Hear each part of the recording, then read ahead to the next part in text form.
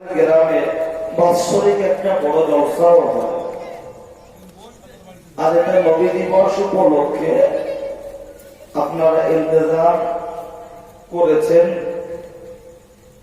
এখন সব আপনার যেহেতু নবী দিবসের জলসা, একটু রসুলকে নিয়ে আলাপ আলোচনা একান্ত প্রয়োজন, যেহেতু আজকের দিনে ছেলেরা এটাই শুনতে একটু ইচ্ছুক।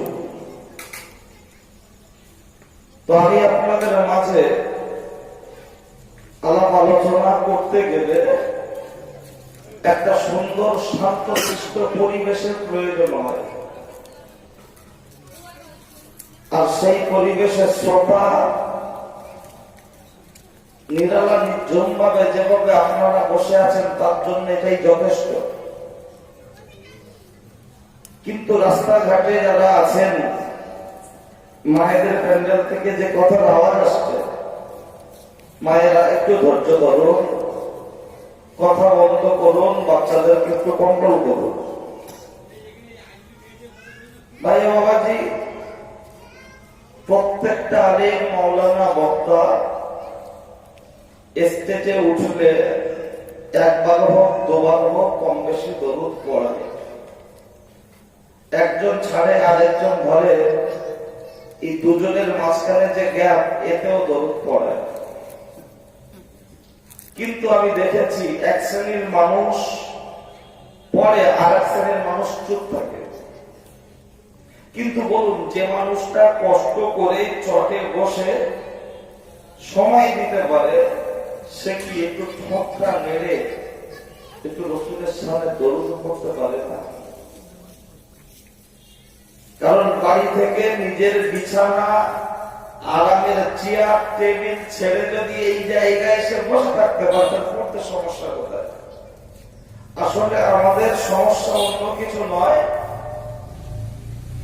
আমরাই আওয়াজ তুলি, লড়াই লড়াই লড়াই চাই, লড়াই করে বাঁচতে চাই। ইনকিলাব জিন্দাবাদ, ওরা খেয়েছে পাবলিক ওয়ার, ওরা খেয়েছে পেঁয়াজ, আমাদের দিয়েছে খোলা, আমাদের ভোটে ওদের গলায় উঠেছে ফুলের মালা। তারপরেই বলেছে ভোট দিন ভোট দিন ভোট দিন দাদা। এবার ভোটে জিততে বললে খামারাই গ্রামে আর থাকবে না কাদা। তারপরে রাস্তা চাইতে গেলে দেবে পদে পদে বাধা। আসলে আমরা পার্টির স্লোগান দিই, জানি একটা আপনার ওই কি ঘর করে সব ঘর দেবে,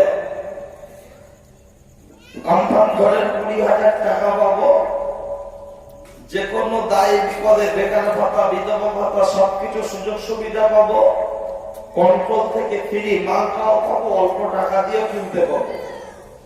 এই ফায়দা উপকারটা আমরা বুঝতে পারি বলে আমরা বাপ বেটা একসঙ্গে ঘটকপুকুরে গিয়ে মানে স্লোগান দিতে দিতে মনে হয় যেন নরেন্দ্র মোদী ওর আল্লাহ, আর মমতা মনে হয় ওর নবী।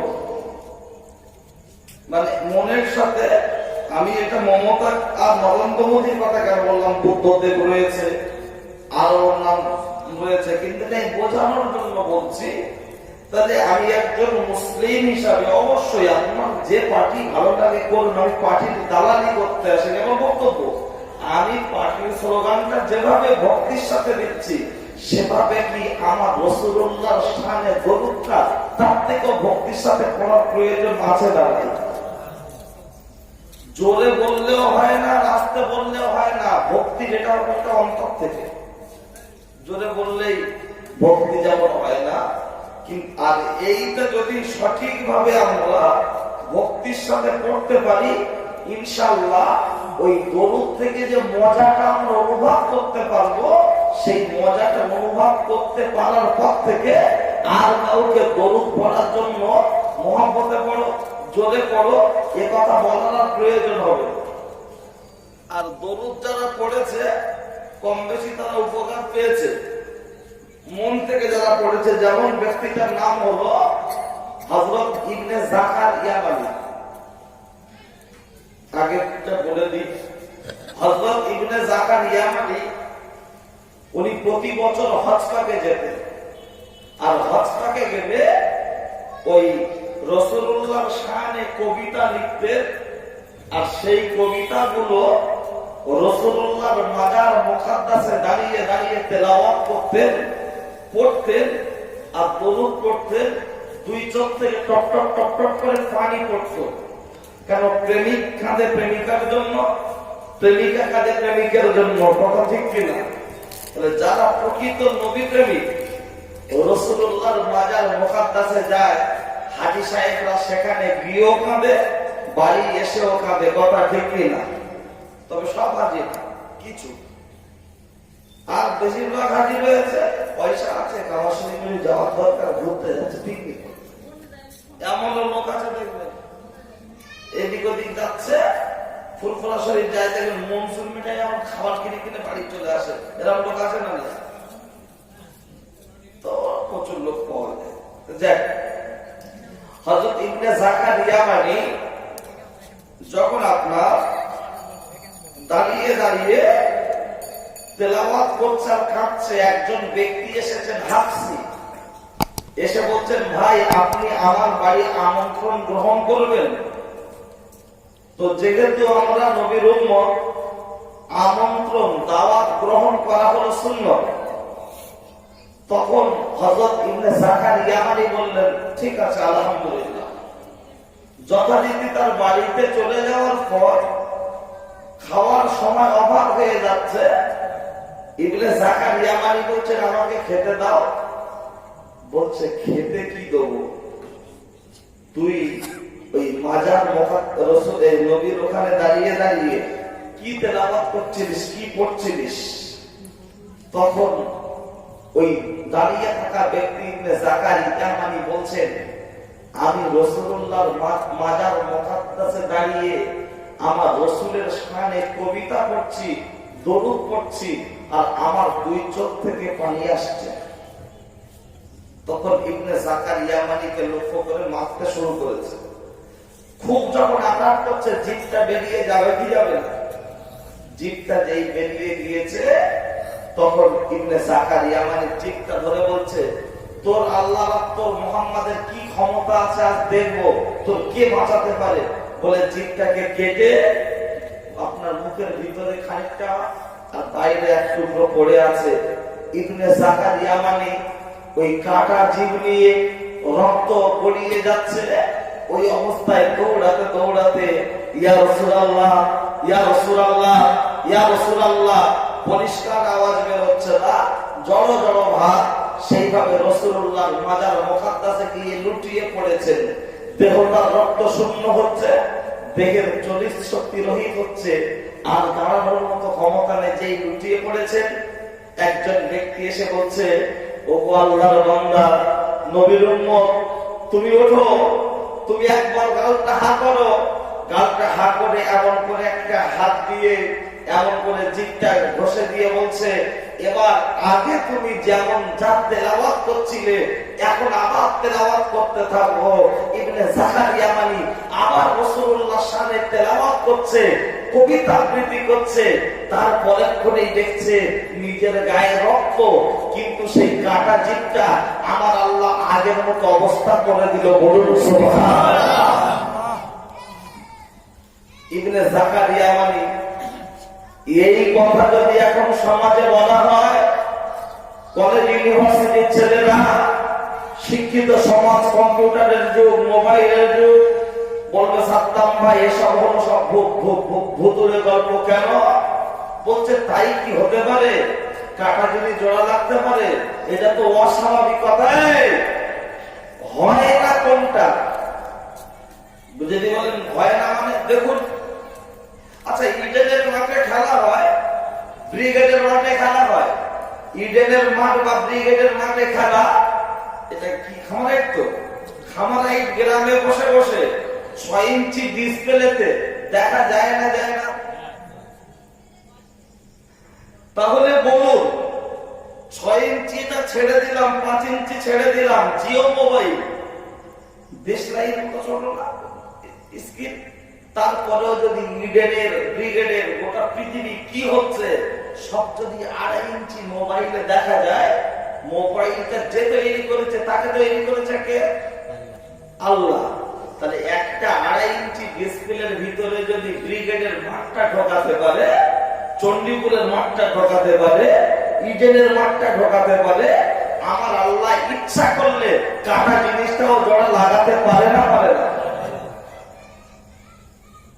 এটা যুক্তি তর্কে দিলে তখন মানুষ বলে হ্যাঁ ঠিক আছে। আসলে একটু নেড়ে চেড়ে যদি মানুষ বোঝার চেষ্টা করে, নিশ্চিত ইসলাম পাগলের ধর্ম নয়, ইসলাম হলো বিজ্ঞানের ধর্ম।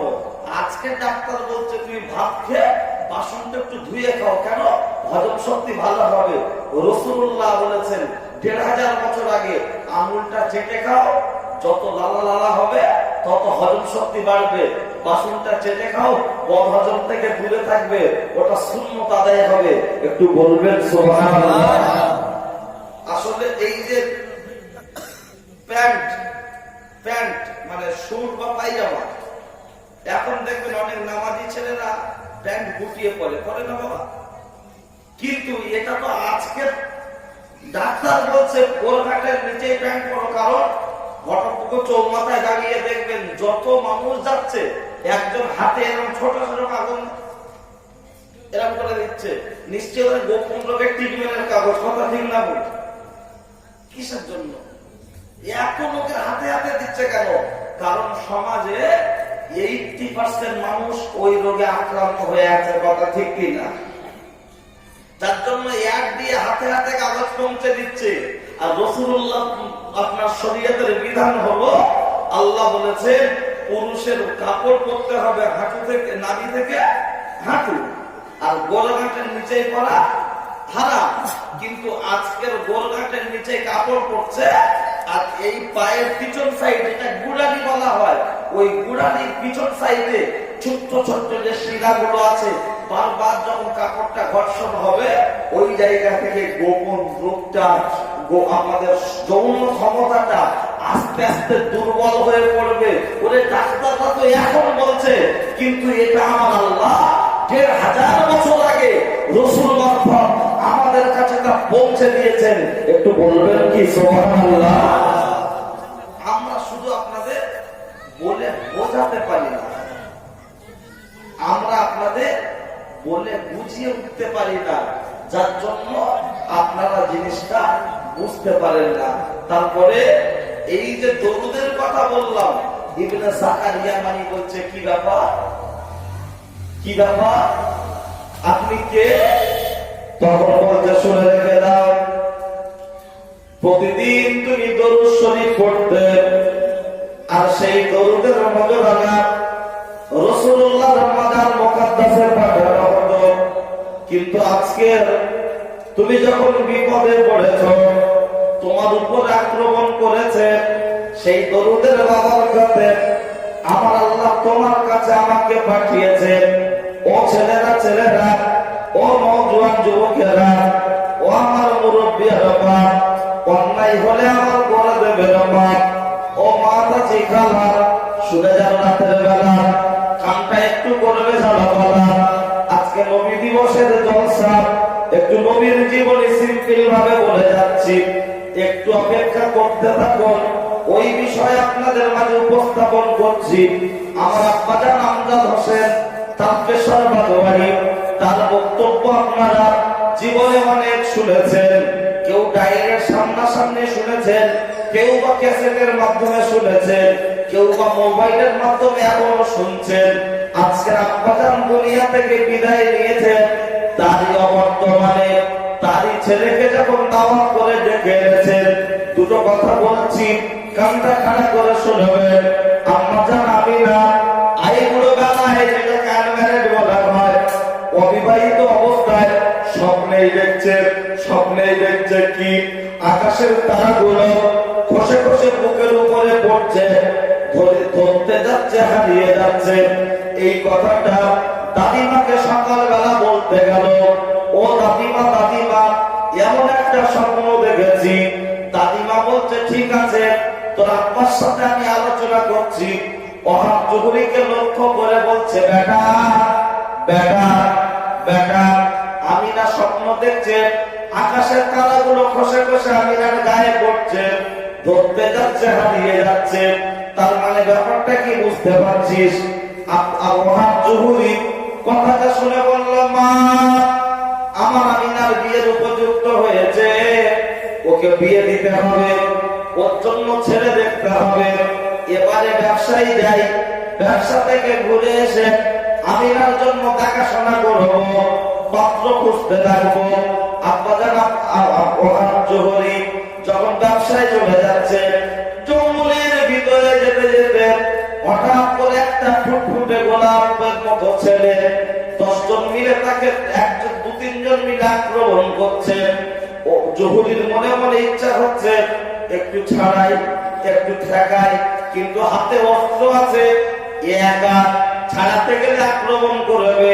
হঠাৎ করে দেখতে পাচ্ছে সাদা পোশাক পরিহিত অবস্থায় কারা জানে এসে ওই দস্যু ডাকাতদেরকে মেরে জমিনের উপরে ফেলে দিয়ে ওই ব্যক্তিটাকে নিয়ে বলতে, চলো এখন তোমাকে আমরা বাড়ি পৌঁছে দিয়ে আসি।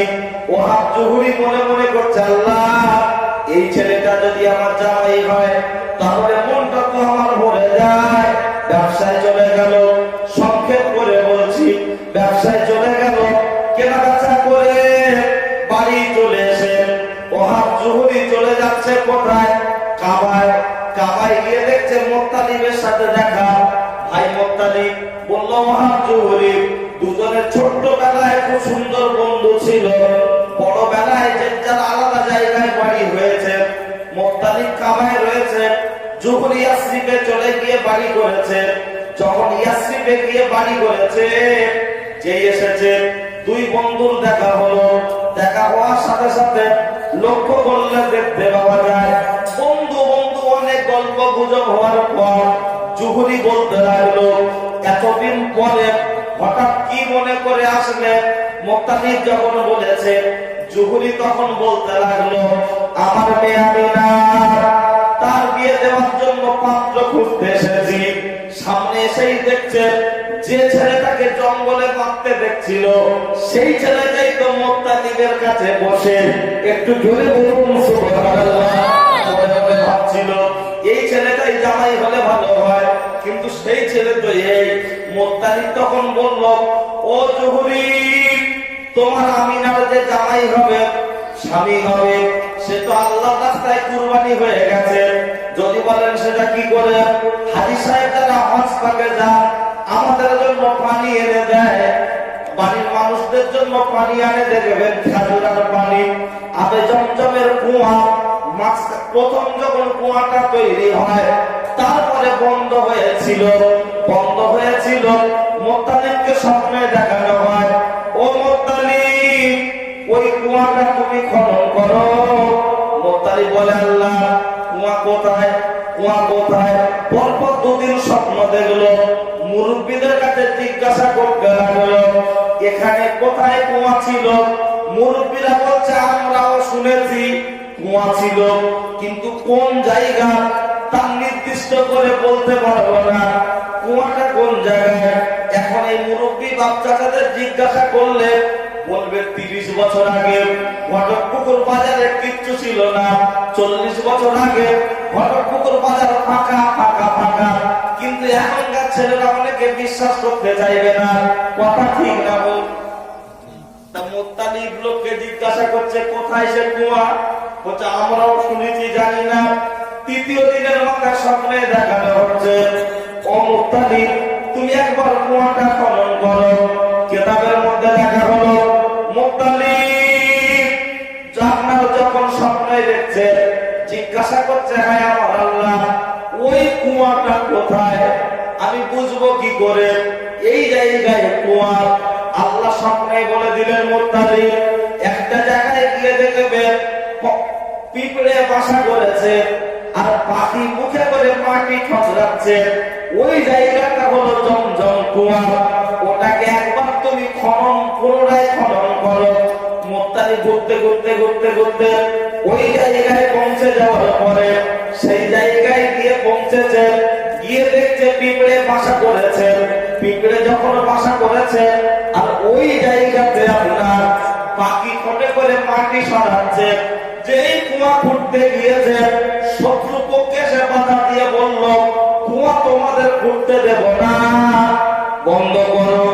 কেউ বলেছেন না না না না না, শত্রু বাধা দেয়নি, বড় বড় পাথর মুখে পড়ে আটকে গেছে, চালিয়ে তুলতে পারছে না। মুত্তালিব তখন বলেছে, আল্লাহ আমাকে 10টা পুত্র সন্তান দাও, শত্রুদের বিরুদ্ধে যুদ্ধ করব, কুয়াটা খনন করব। আবার অন্য কেতাবে আছে দুরকম মত আছে, দুটোই বলছি।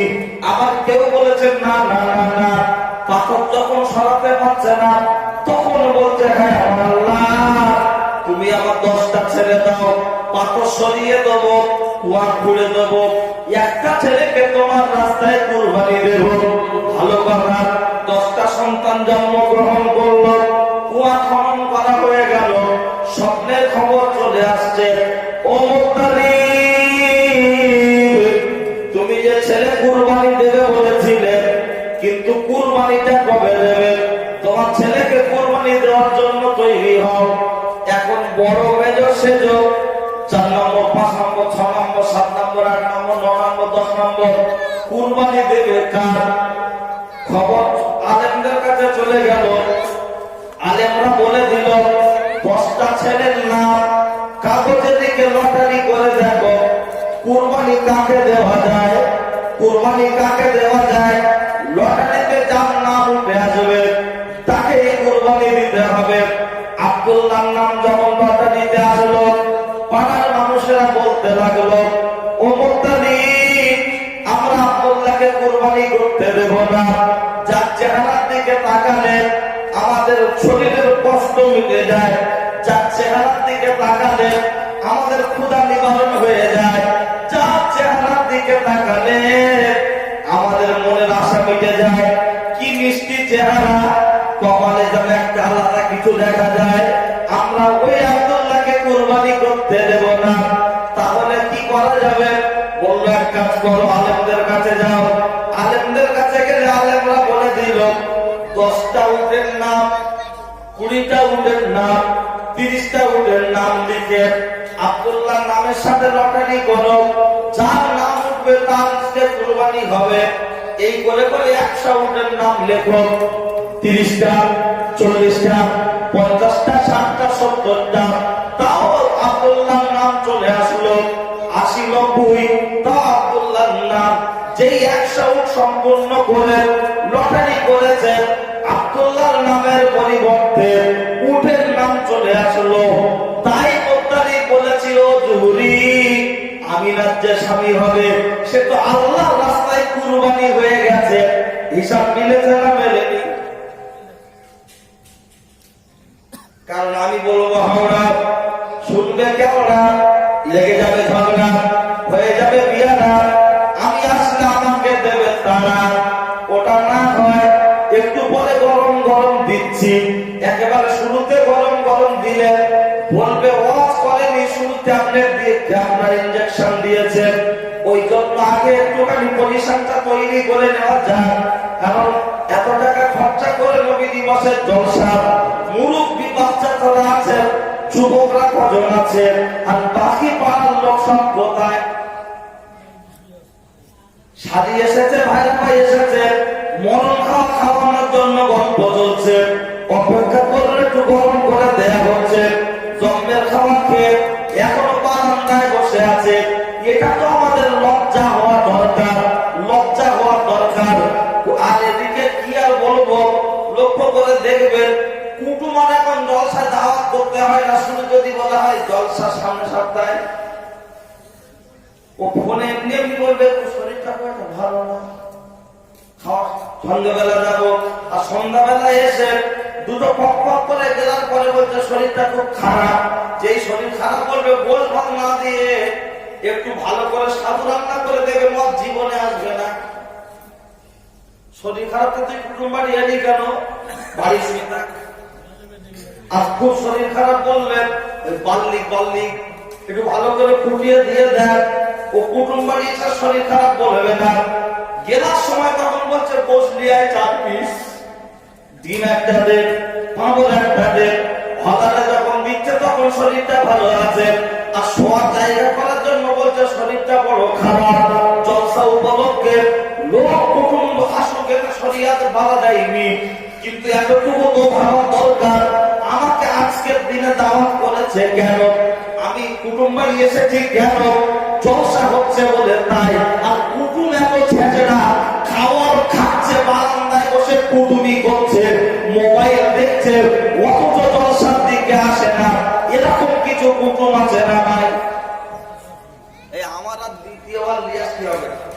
হ্যাঁ, এসছি যখন অন্তত কুটুম যার বাড়ি এসছে তারা তো বলতে পারবে না, তাদের হয়ে আমি বলে টাকারও তারা আমার দেবে, ওই জন্য একটু বলে দেয়। হ্যাঁ, দুটো একটা সবাই গিয়ে দেখি যে সেই মুরব্বী লোক বা বাড়ির লোকেরা খ্যাত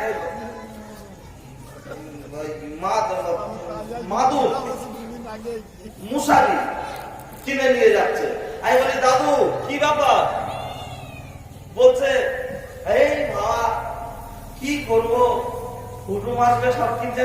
কেন কুটুম আসবে কেন? মানে আমি আমার টকটার সঙ্গে আমি জলসায় যাওয়ার পথে ওই কিছু কিছু মানুষ দেখতে পেলে একজনের গাড়ি তুলে, আর বিশেষ করে বয়স্ক লোক হলে তো আমি গাড়ি তুলি। তো এটা হয়েছে ঘোলা এলাকায়, তো গাড়িতে তুলে বলছে দাদু অন্ধকারে তো বুঝতে পারছো না আমি কে। আমি দাদু কি ব্যাপার, কি হবে? বলছে বাবা কালকে আমাদের এখন সভা, তার লোক কুটুম আসবে তো মশারি কিনে, লোক কুটুম আসবে মশারি কিনে সভা, সারা রাতের সভা, ওই সারা রাতের জলসা হলে সবে কখন মশারির দরকার? তাহলে হিসাবে দাদু আবার ঘুরিয়ে বলছে সভা শুনবে না, আসবে গিলবে আর শোবে। সব কুটুম খারাপ নয়, এমনও কুটুম আছে খেতে ঠিক টাইমে যায় না, এরকম কুটুম আছে না? বলে সভা শুনবে। আর এমন কিছু ছেঁচড়া বাঙ্কা আছে বলে সে খালি বলবে কি করেছে কি করেছে, যেন মনে হয় ও জীবনে খায় নেই, কখন খাবে আজ। ও মনে হচ্ছে বাড়ি থেকে আসার সময় বাথরুম পরিষ্কার করা অ্যাসিডে পেট ধুয়ে এসেছে, টোটাল টাইম নেই। খবরদার, অবশ্যই আপনার মেয়ে, আপনার জামাই, আপনার বোন, আপনার বোনাই, আপনার আত্মীয়, সে মেহমান, অবশ্যই তাকে খেতে দেওয়া আপনার হক, অধিকার, নিশ্চয়ই আপনি দেবেন। কিন্তু সে কুটুম কেন হওয়া দরকার? ফুটবল খেলার দিন আমি বাড়ি দাঁড়াই নাট্যন করে করে ডেকে ডেকে গেলায়, চণ্ডীপুর মাঠে যখন খেলা হয়, ভাবনিয়ার মাঠে যখন খেলা হয়, ডেকে ডেকে গেলায়। আজকে যখন আমি বিছানা ছাড়ছি না, খাট দখল করে বসে আছি, আমি কেমন একটা মানুষের বাচ্চা মতো ভাবা দরকার যে আমি সভা শুনতে এসেছি। 10 মিনিট পরে এই কুটুমদের আরো একটা ডোজ দেওয়া হবে, সেটা হাঁস মুরগির সাথে ওদের তুলনা করা হবে। 10 মিনিট পর যারা হাতে অন্তত বেরিয়ে আসো না, তাহলে শুয়ে থাকলে মান সম্মান রাখলে তখন আর কিছু না। আমি কোরআনের আয়াত দিয়ে বলবো, আলাকাল জারানা লিজাহান্নামা কাসিরাম মিনাল জিন্নি ওয়াল ইনস, নফারা সূরা আরাফে আছে। হাবেজ সাহেব আলেম যারা আছে জিজ্ঞাসা করবেন, এখন বলবেন সাদ্দাম ভাই ওই অন্য বক্তাতে বুঝতে আমি শুনিনি। ব্যাপারটা হলো এক একটা ফুলের এক এক রকম খুশবু, এক একটা বক্তার বলার ধরন, টেকনিক এক এক রকম, কথা ঠিক কি না? আর বক্তা সঠিক কথা বলে না কেন জানেন? বললে রাস্তায় গাড়ির চাকা হাওয়া খুলে দেয়। অনেক জায়গায় জলসায় টাকা দেয় না, অনেক জায়গায় এই বলার জন্য, প্রতিবাদী কথা বলার জন্য গাড়ির এরকম গায়ে সব পাথর দিয়ে দেখবেন দাগ করা আছে। অপরাধ যেটা অন্যায় করে, ওই অন্যায়টার বিরুদ্ধে প্রতিবাদমূলক আলাপ আলোচনা করি। তাই আমাদের ডাকে গেল, আমাদের ডাকে জলসা করার জন্য। কিন্তু ওয়াজ কাকে বলে? ওয়াজ হলো শরীয়তের উপরে দাঁড়িয়ে ন্যায়ের পক্ষে অন্যায়ের বিরুদ্ধে প্রতিবাদমূলক আলোচনার নাম হলো ওয়াজ। আরো একবার শুনুন, শরীয়তের মানদণ্ডে দাঁড়িয়ে ন্যায়ের পক্ষে অন্যায়ের বিরুদ্ধে প্রতিবাদমূলক আলোচনার নাম হলো ওয়াজ।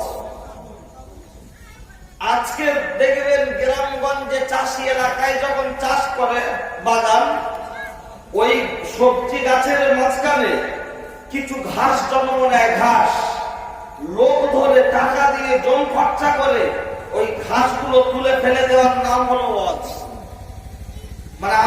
বাগান ঘাস তুলে ফেলছেন লোকজন ধরে, ঠিক আল্লাহ যা আদেশ করেছেন ওগুলো হলো গাছ, রাসূলুল্লাহ যা আদেশ করেছেন ওগুলো হলো গাছ, রাসূলুল্লাহ যেগুলো নিষেধ করেছেন ওগুলো হলো ঘাস, আল্লাহ যেগুলো নিষেধ করেছেন ওগুলো হলো ঘাস। ওর বিরুদ্ধে প্রতিবাদমূলক আলোচনার নাম হলো ওয়াজ। কিন্তু আজকের সমাজে আমাদের মতো বক্তা, আমরা ঘাস তোলার চেষ্টা করি না, আমরা শুধু কোন রকম ঘাসগুলো একটু চাপা দিয়ে চলে গিয়ে থুতু দিয়ে টাকাটা গুনে নিয়ে বাড়ি চলে যাচ্ছি। কারণ ৬,০০০ টাকার কান্না আলাদা, ১২,০০০ টাকার কান্না আলাদা, ১০,০০০ টাকার কান্না আলাদা। মাল যত বেশি দেয় আমি সাবধান তত কান্নাটা চাঙ্গা করে দিচ্ছি, মাল যখন কম দেয় কান্নাটা একটু স্লো করে দিচ্ছি। যার জন্য আজকের বক্তারা সঠিক কথা বলতে চায় না, তার কারণ বক্তা চায় কমিটি সুস্থ থাক, বক্তা চায় কমিটি ঠিক থাক, আমাকে আবার ২য় বছর দাওয়াত করুক, আমার এসে আমি একটু ভালো করে কেটে যাব, যাতে আমাকে আসার সুযোগ দেয়। আর যখন ছাল ছাড়িয়ে মন দিয়ে বলা হবে তখন কমিটির একদল ছেড়ে পাড়ার একদল লোক রাস্তায় মোড়ের মাথা দাঁড়িয়ে দাঁড়িয়ে বলবে এ মাল কোথা থেকে নিয়ে এসছি, বলে কেন সে আমজাদ হোসেন সেই যে মারা গেল না গাড়ি অ্যাক্সিডেন্টে, ওর ছেলে। বলছে ক টাকা দেওয়ার কথা, বলছে মনে হয় ৮-১০,০০০ টাকা হতে পারে। বলছে বল হুজুর লকডাউনে খবর খুব একটা ভালো না, ১,০০০ টাকা দেওয়ার বল, যা হওয়ার হয়েছে আল্লাহ রাস্তায় মাফ করতে হুজুর ৮ বছর ঠিক করে দেবো। আর যেই গাড়িতে উঠে যাচ্ছি হাততালি দিচ্ছে, বলছে ওরে এ বেজন মারা জীবনে ভিটে তুলব না, এবারটাই শেষ। কেন? হাজাম বাচ্চা মুসলমানি দেওয়ার জন্য হাজামটাকে লোক বিশাল আইটেম করে খাচ্ছে, সবাই আনন্দ করছে। আর যেই বলে হাজাম এসে গেছে বাচ্চাটার চোখ মুখ অন্যরকম হয় না, হয় না। মানুষের বাচ্চা ছুটে পালাচ্ছে, দাদু বলছে দাঁড়া দাঁড়া, ছেলেটা ছুটতে ছুটতে বলছে দাদু আমার খুব ভয় লাগছে, আমার না হয়ে তোমার হোক। দাদু তখন বলছে চুপ কর, ধৈর্য ধর, ও মুসলমানি মানে পিঁপড়ে কামড়ানোর মতো, কিচ্ছু লাগবে না দেখবি। বাচ্চাটাও ছোট্ট বাচ্চা ভয় পাচ্ছে, তাকে বোঝাচ্ছে, তাহলে না বোঝালে খাতনা হবে না। আমি আমজাদ হোসেনের ছেলে, আমাকে ডাকা হয়েছে ডাক্তার হিসাবে, হাজাম হিসাবে, মঞ্চের বক্তা করা হয়েছে হাজাম হিসাবে, ডাক্তার হিসাবে। কার কতটা কাটার দরকার, কার কতটা ট্যাবলেট দেওয়ার দরকার, সেগুলো যদি সঠিকভাবে প্রয়োগ না করে যায়, নিঃসন্দেহে হাসুরের ময়দানে আমাদের মতো বক্তাদের বোমা শয়তান করে আল্লাহ তুলবে। তার জন্য আজকের পরিবেশ পরিস্থিতির উপরে বেশ করে বাবারা বাবারা বাবারা মানে ওয়াজ নয়। মেজর হুজুর পীর কেবলা বলতেন জলসার মজলিসটা বয়স্ক লোকেদের জন্য মাদ্রাসা। আজকের জলসার মজলিসটা হয়েছে গজলের অনুষ্ঠান। বলুন নবী দিবসের জলসায় আর যদি মহিলা শিল্পী এনে গজলের নাচ করায়, নবী দিবসের জলসায়, নবী দিবস পালন করছে, নবী দিবসের জলসায় যে বক্তা আমি সাদ্দাম, আমি যদি গানের সুরে গজল বলে পাবলিকের মন জয় করে যায়, বলুন গানের সুরে গজল বলা হারাম না হারাম? হারাম।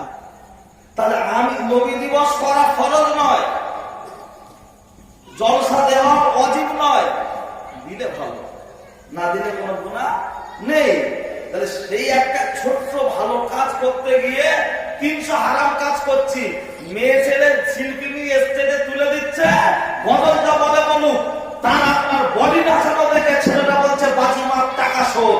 যে বেটা ছেলে শিল্পী নিয়ে আসছে তাকে স্টেজে তুলে দিয়ে বলছে এমন একটা গজল বলো, সেইটা কি বলছে পালকিতে বউ চলে যায়, সেই গানের নকলে গজল বলছে। আমাদের গ্রামের ছেলেরা, আমাদের জলসা কমিটি, আমাদের নবী দিবস কমিটি তাদেরকে টাকার বিনিময়ে ভাড়াই করে নিয়ে আসছে, কথা ঠিক কিনা? আপনি কেমন ইসলামের অনুসারী, আপনি কেমন নবীর উম্মত? আপনি ডাইরেক্ট প্রতিবাদ করতে পারেন না? বলে হুজুর আমরা প্রতিবাদ করি, অসুবিধা আছে। অসুবিধা হোক না, একবার প্রতিবাদ করেই দেখেন না।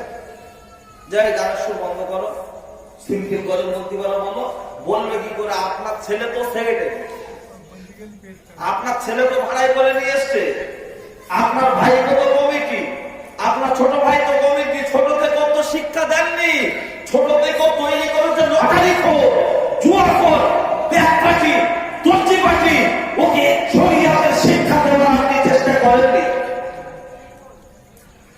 প্রথম থেকে যদি ওর ভিতরে একটু কোরআনের শিক্ষা দেওয়ার চেষ্টা করতেন, ওই ছেলেটার ভিতরে একটু যদি হালাল হারাম পাক নাপাক সম্পর্কে যদি জ্ঞান থাকতো, আমার বিশ্বাস কখনো ওই বাচ্চাকে এরকম করতে পারতো না। যদি বলেন প্রমাণ, এই গত 3 দিন আগে ছেলেটার নাম, লোকের নাম বলবো না, ঘটকপুকুর ওই আপনার সোনাপটি যেটা বলে, আমি যাচ্ছি হেঁটে, আমাকে একজন মোসাফা করলো, আসসালামু আলাইকুম। ওয়ালাইকুম আসসালাম। ভাইজান সরে আসে, গেলাম।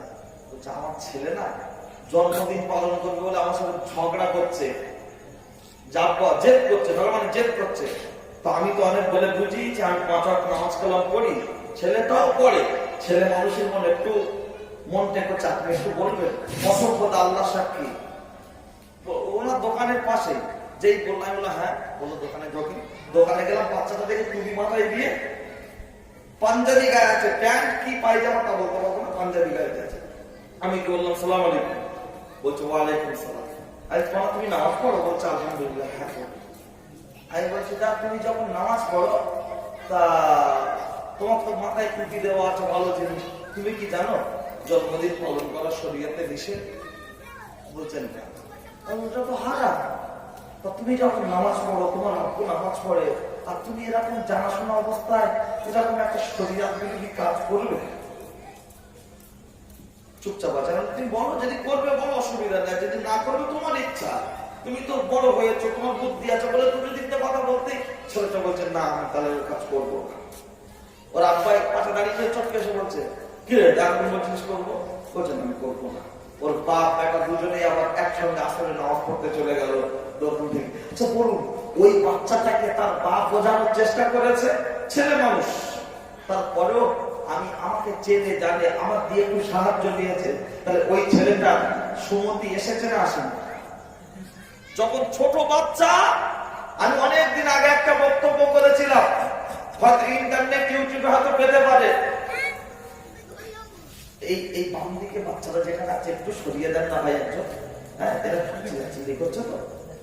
আমি একটা ছোট্ট উদাহরণ দিচ্ছি, জায়গায় গল্প শিক্ষার বিষয়টাই বলছি।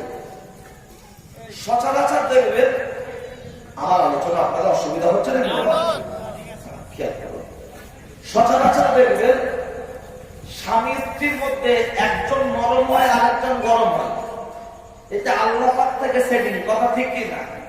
দুজনেই যদি সমান সমান হতো তাহলে কি সংসার হতো বাবা? তো দাদু আর দাদি দুজনের সংসার, দাদু খুব বোকা, দাদিমা খুব চালাক। তা দাদিমা বলছে এই দেখো তুমি ঘটকপুকুর যাচ্ছ, আসার সময় একটা ওই মালসা নিয়ে আসবে। তা দাদু দোকানে গিয়ে জিজ্ঞাসা করছে শ্যামল, কমল, তোর মালসার দাম কত? তা দোকানদার বলছে দাদু ভাই 5 টাকা, এই কাকা 5 টাকা। তা তখন বলছে তা মালসা ছোট জিনিস 5 টাকা, কলসি কত? বলছে 4 টাকা। তা দাদু দেখলো মালসা ছোট 5 টাকা, কলসি বড় 4 টাকা, বুড়ি মালসা নিয়ে যেতে বলেছে, মালসার পরিবর্তে যদি কলসি নিয়ে যায় বুড়ি বেশি খুশি হবে। এখন যেই নিয়ে এসেছে দাদিমা তো একদম ফরফরটি নিয়ে যাবে, বলছে ওরা উঠে জন্য আমার জীবন শেষ, বলেছি মালসা আনতে এনেছে কলসি ফিরিয়ে দিয়েছ। দাদু বলছে তুই কি করবি মালসা নিয়ে? বলছে হাঁস মুরগি পুরো খাওয়াবো, ভাত খাওয়াবো। দাদু তখন বলছে লে হবে না, এতে হাঁসও খাবে, মুরগিও খাবে, তুইও খাবি, আমিও খাবো। দাদিমা বলছে ফিরিয়ে দিয়েছো। বুড়ির পুত্র দাদু আবার চলে গেল দোকানে গিয়ে বলছে ভাই কে আছিস? তা বলছে দাদু আমার বাবা নেই, আমি আছি। তা বলছে এই দেখ না, তোর বাবার কাছ থেকে এটা নিয়ে গিয়েছিলাম, তোর বাবার কাছ থেকে তুই এটা ফিরিয়ে নিয়ে একটা মালসা দে। বলছে দাদু কি লেখা আছে? আগেকার লোক অভাবের জ্বালা ছিল, পড়াশোনা তো ঠিক করতে পারেনি অনেকে, যেরকম চেয়ে দেখে দেখে পড়তে পারছে না। বলছে দেখ জিও সিম ঠিক টাওয়ার পাচ্ছে না। দোকানদার বলছে দাদু যে মাল বিক্রি হয় ফেরত হয় না, পাল্টানো হয় না, তুমি বাড়ি যাও। দাদু খানিক্ষণ চুপচাপ থেকে বলছে এই দেখ যদি ফেরত না দিস তাহলে দ্বিতীয় বিশ্বযুদ্ধ এই বুড়ো আর বুড়ি থেকে শুরু হবে। দোকানদার কোনো মতে ফিরোয় না, দাদু খানিকক্ষণ চুপচাপ থেকে থেকে বলছে, ফিরিয়ে নিবি নে, না নিবি না নে, অন্তত কলসিটা ভেঙে নেয়, মালসা করে দে। দোকানদার হালকা বয়সে ছেলে তো দুধ দুপুর তাড়িয়ে দিয়েছে। দাদু বাড়ি এসছে, দাদিমা বলছে আবার সেই কলসি। বলছে আমি অনেক চেষ্টা করেছি, হয়নি। দোকানদারকে বললাম পাল্টা পাল্টা, না পাল্টাবি না পাল্টা, অন্তত কলসিটা ভেঙে নেয়, মালসা করে দে, তাও দেয়নি। দাদিমা তখন বলছে তুমি জানো না, যে জিনিসটা তৈরি হয়ে পোড়ানো হয়ে যায় ওটা ভেঙে কলসি থেকে মালসা হবে না, মালসা থেকে কলসি হবে না। সুতরাং ওটা তো তৈরি হয়ে গেছে, এখন তুমি আশা করলে হবে কি করে? তোমার কি এ বুদ্ধি নেই? রাসূলুল্লাহ বলেছেন তোমার বাচ্চার 7 বছর বয়স মানে হলো কাদার দলা, কলসি থেকে মালসা, মালসা থেকে কলসি হবে না। যখন কাদার থামছিল কি করতে চাইবেন আপনি? কলসি বললে কলসি, মালসা বললে মালসা, দইয়ের ভাড় বললে দইয়ের ভাড়। তাই রাসূলুল্লাহ বলেছেন তোমার বাচ্চার যখন ছোট অবস্থায় রয়েছে 7 বছর বয়স, তখন থেকে তার ভিতরে ইসলামটা ঢোকাও, নামাজের জন্য তাকে তাগিদ দাও, নামাজের কথা তাকে বলো। বড় দুঃখের সাথে বলতে হয় এই গ্রামের এমন মানুষ রয়েছে জুম্মার নামাজ পর্যন্ত পড়ে না, এরকম মানুষ আছে না নাই? এমনও মানুষ রয়েছে ঈদের ময়দানে খুশি মনে আসে না, আসে আর বলে আমাদের হান্নান আবার বলে সুদখোররা যেন বেরোজাদার যারা ওরা যেন মসজিদে ঈদের নামাজ পড়তে না আসে। আমি রোজা করিনি, জানা মনে করছিলাম, শুধু আমাদের ছেলের মা ঠেলে ঠেলে পাঠিয়েছে তাই গিয়েছি, এমন করে অহংকার করতে থাকে। কিন্তু শুনে রেখে দেন, জেনে রেখে দেন, আজকের বড় হয়ে বলছেন, বুঝতে পেরে বলছেন আমার ছেলেরা কথা বললে কথা শোনে না, আমাদের উপরে মারতে আসে। ও বাবেরা, ও চাচারা, চাচারা, ছোট্টবেলায় যখন আপনার বাচ্চাটা 4 বছর বয়স চুনির মার গান মুখস্থ, 5 বছর বয়স যখন ওই বাচ্চাটা ও 3 জনের মতো ভাব পড়েছে, সুর বলতে ছাড়া সুর ছাড়া পড়বো না, টাইট গেঞ্জি গাইতে চশমা চোখিতে, ওর মা বলছে মা আমার দেবদাস মনে হচ্ছে কি দেখো। আপনি আপনার বাচ্চাটাকে তখন নায়িকার মতো সাজানোর চেষ্টা করেছেন, আপনার বাচ্চাটাকে সিনেমা নায়িকার পোশাক কিনে দিয়েছেন, তাই তো জামাটার নাম ছিল মধুবালা, তাই তো জামাটার নাম ছিল কিরণমালা, তাই তো জামাটার নাম ছিল নন্দিনী, তাই তো জামাটার নাম হলো ছেলি। চলছে তো আজকে সেইগুলো। আমার সমাজের নারী পুরুষ বৃদ্ধ বনিতা সবাই আমরা সেটাকে সাগরে গ্রহণ করেছি। যখন সমাজে এলো কিরণমালা, দেশে এসেছে নতুন বালা, শুরু হয়েছে মরণের পালা। বাড়ির মেয়েরা বউরা বলতে চাই আমার কিরণমালা, না দিলে তোর ঘরে ঝুলবে তালা, ভাবছে শুধু বাসন থালা। আজকে বলুন বলুন বলুন, আপনাদের গ্রামে এত বড় একটা মা মসজিদ, এই মসজিদে সকালে মক্তবের ব্যবস্থা আছে কি? সকালে বা বিকালে? বলবেন হুজুর না। কেউ বলবেন হ্যাঁ আছে। বাচ্চারা পড়ে, বাচ্চারা ছোটবেলায় পড়ছে, গ্রামের মাথা টোটাল 200 বাচ্চা আছে, কিন্তু পড়ছে মাত্র 30টা। যেখানে মক্তব আছে খবর না, পড়তে যাচ্ছে মাত্র 20টা 30টা। কথা ঠিক না বল? আর বাচ্চার বাপগুলো তাসের পিছনে বসে বসে দম দিচ্ছে, জুয়ার পিছনে বসে বসে মনের মাথায় দম দিচ্ছে। তাহলে বাচ্চার বাপেরা কি মুফতি সাহেব হয়ে গেছে? আমি সাদ্দাম আমাকে দোয়া করার জন্য ডেকে আনছে, টাকার বিনিময়ে আমাকে দোয়া করাচ্ছে। আপনার বাপের জন্য, আপনার মায়ের জন্য আমার দোয়া কবুল হবে কোনো গ্যারান্টি নাই। কিন্তু আপনি যদি আপনার বাপের জন্য দোয়া করেন, আপনার মায়ের জন্য যদি দোয়া করেন, রাসূলুল্লাহ বলছে ওই দোয়াটা গ্যারান্টি কবুল, এর মধ্যে কোনো সন্দেহ নাই। একটু জোরে বলুন সুবহানাল্লাহ। আপনার বাপমার কবরের জন্য দোয়া করবেন, হাফেজ হতে হবে না, মাওলানা হতে হবে না, আপনি দর্জি আল্লাহ হন, ব্যাগওয়ালা হন, জলকওয়ালা হন, চাষি হন, যে হন না কেন, শুধু আল্লাহর কাছে দুটো হাত তুলে কাঁদতে হবে। কিন্তু সেই কাঁদতে গেলে শরীরটা পাক রাখার দরকার আছে না নাই? ওজন নিয়মটা জানার দরকার আছে না নাই?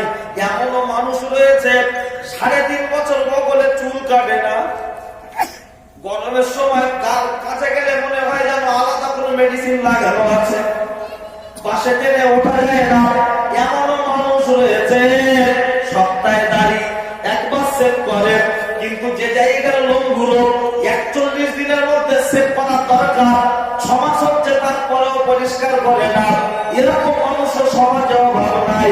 বলবেন সাদ্দাম ভাই আপনি এগুলো কি করে বলছেন? কারণ সর্ব ধর্মের ছেলেরা সব রকম বয়সের মানুষের সাথে কম বেশি আমার কথা বসা হচ্ছে। অবশ্যই আমি একটু একটু জিজ্ঞাসা করি, তার থেকে আমি খবর সংগ্রহ করি। ও ছেলেরা আমার বলার উদ্দেশ্য হলো আজকে আমরা বলছি তবলিগ কেরামে ঢুকলে ফাটিয়ে ফেলবো, তবলিগকে পেলে কেরাম থেকে বার করবো। কে বলেছে আপনাকে তবলিগকে কেরাম থেকে মেরে বার করতে? তবলিগরা যে কাজটা করছে ওই কাজটা যদি আপনার গ্রামের পক্ষে থেকে মসজিদের ইমামকে দিয়ে কমিটি একটু মাইনে বাড়িয়ে দিয়ে সেই কাজটা যদি আপনারা করে দেন, তাহলে কি জামাত এসে আপনাকে বলার সাহস পায়? ওরা এসে বলবে নামাজ পড়া দোয়া গুলো শিখবে, এসে একটু পারে লোককে ডাকি। আপনি আপনার ইমাম সাহেবের মাইনে দিচ্ছেন কত? ওই যেটা দিচ্ছে ভাতা, টিএমসি সরকার ক্ষমতা আসার পর যে ইমাম ভাতা দিচ্ছে ওইটা দেন, তার সাথে খুব বেশি 1000, আরো বেশি বলে 1500, আবার 2 মাস বাকি। বাড়িতে কেবিল লাইন টেনে মাসে পাচ্ছে 200 টাকা 250 টাকা, সেখানে রিচার্জ করছে মোবাইলে 199 টাকা, বাচ্চাটা ইংলিশ মিডিয়ামে পড়ছে 500 টাকা, মসজিদে ইমাম রেখেছে মুক্তব চালাবে 50 টাকা করে টাকা বাড়ি কিছু চাঁদা বললে তারপরেও এক শ্রেণীর মানুষ দিতে চায় না। গ্রামের বড়দের নিয়ে রাত্রে যদি এশা নামাজ বা 8 ঘন্টা করে নামাজের ট্রেনিং হয়, দোয়া সুর কালামের যদি শিক্ষা দেওয়া হয়, বলুন ওই মানুষটার কাছে যখন তবলিগ জামাতের মানুষেরা বলবে চলো নামাজের দোয়া শেখো, তখন কি বলতে পারবে না আমি প্রতিদিন আমাদের ইমাম সাহেবের কাছে আমরা একটা ক্লাস করি, আমরা সেখানেই শিখছি? এ কথাটা বলতে পারবে কি পারবে না? ভাই কথাটা কি অন্যায় বলছি বলে মনে হয়? বলো আমরা করি না, তারা শেখাতে আসলে বলছে মেরে বার করে দেবো। এ কথা শুনলে অনেক হয়তো মনে করবে যে সামজাদ হোসেনের ছেলে সাদ্দাম কি তবলিগ হয়ে গেছে? না, আমি তবলিগও নয় পাবলিকও নয়, আমাকে যেটা বলার প্রয়োজন মনে করছি সেটা তো বলার দরকার। গ্রামের ভিতরে মোড়ের মাথায় 8 টাকা মেরে এশা নামাজ বা ব্যবসা বাণিজ্য বন্ধ হয়ে যাওয়ার পর রাত 8টা 8:30টার সময় থেকে 8 ঘন্টা করে যদি ট্রেনিং হয়, আমার বাপ মারা যাবে কবরে মাটি দেবো, মা মারা যাবে কবরে মাটি দেবো, সেই দোয়াটাও মুখস্থ থাকবে। বাপমার কবরের ধারে দাঁড়িয়ে দোয়া করতে হবে সেটাও মুখস্থ থাকবে। প্রতি সপ্তাহে জুম্মার নামাজ পড়ে বাড়ি না গিয়ে বাপমার কবরের ধারে কাঁদবো। প্রতি সপ্তাহে প্রতিদিন নামাজের পরে আল্লাহর কাছে হাত তুলে কাঁদবো, অকুর রব্বির হানহুমা কামা রব্বায়ানি সগীরা, অকুর রব্বির হানহুমা কামা রব্বায়ানি সগীরা। বলুন আমরা যত মানুষ বসে আছি, কেউ বাবারা, কেউ মাহারা, কেউ দাদাহারা, কেউ দাদিহারা, আমাদের কাছে আমরা খেতে চাই না, পড়তে চাই না, আমাদের কাছ থেকে একটু দোয়া চাইছে, দোয়া চাইছে।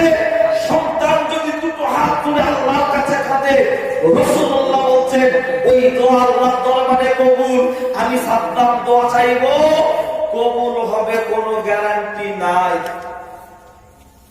আজকে এই যে সিস্টেমটা আমি বললাম, দুটো যুবক হাত তুলে বলুন, একজন হাত তুলে বলুন, আগামীকাল পরশুর মধ্যে আমরা পাড়ার 10 জন যুবক ছেলে একসঙ্গে হয়ে 5 জন একসঙ্গে হয়ে আমরা চেষ্টা করব যুবকরা মিলে একটা বক্তব্য চালানোর। যে বক্তব্যে বাচ্চারা পড়বে সকালবেলা আর বড়রা পড়বে রাত্রে অথবা ফজরের পর। রাত্রে যে সময়টা কাজ কাম ছেড়ে সময় পাবে সেই সময়টা আছেন আল্লাহর একটা বান্দা হাত তুলে বলতে পারবেন আগামীকাল আপনি আলোচনার জন্য আগে আগাবেন? বলুন দেখি একজন। এই সভা দেওয়া মানে এ আমাদের লাভ আর মাইক আলার লাভ। মানুষ যতদিন বকা থাকবে সভা তত ঘন ঘন হবে, আর একটু যদি ভাবে জলসা একটু কমবে। এ তো আমি পানা পুকুরে ঢিল মারছি, মারলাম, ঢেউয়ের গতিতে পানা সরে গেল, যেই সভা শেষ হবে আস্তে আস্তে এক জায়গায়। নাকি ঠিক না?